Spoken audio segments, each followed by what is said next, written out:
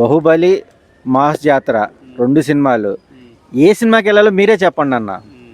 ఎందుకంటే మన ఇండస్ట్రీని మన కళ్ళు మనమే పొడుచుకుంటాము అంటామే, ఇదొక నిదర్శనమైన విడ్డూరం అన్న.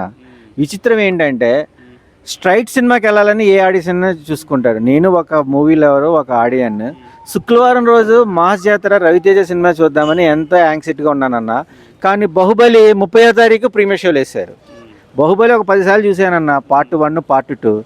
రవితేజ సినిమా చూద్దామని ఎంతో యాంగ్జైటీగా ఉన్నాను. పొద్దున్న నుంచే థియేటర్లన్నీ బాహుబలికి ఇచ్చేశారు. మరి మాస్ జాతర రవితేజ పరిస్థితి ఏంటన్నా?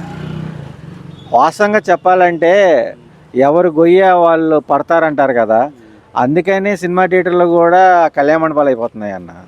రవితేజ ఏం తక్కువ అన్న, ఓన్ స్టామినో కింద నుంచి వచ్చాడు, ఎంతో బ్యాక్గ్రౌండ్ ఉంది, గ్రిప్ ఉంది. బాహుబలి అంటే ప్రభాస్ బర్త్డే లాస్ట్ వీక్ అయిపోయింది, అంత అవసరమా అన్న? అంటే కాంపిటీషన్ అంటే అదర్ లాంగ్వేజ్లు కాదన్న, మన వాళ్ళే. గ్రూప్ రాజకీయాల పదం విన్నాను కానీ సినిమా కుతంత్రాలు అనేది నేను లైవ్గా చూస్తున్నాను అన్న. రాజమౌళి గారికి ఏం తక్కువ అన్న? అనవసరంగా రవితేజ సినిమా చూసే వాళ్ళని అదే శుక్రవారం రోజు బుక్ చేసుకొని రవితేజ సినిమా చూస్తారు, ఇప్పుడు బాహుబలి చూడాల్సి వస్తుంది. అవసరం అన్న ఈ లాజిక్లన్నీ?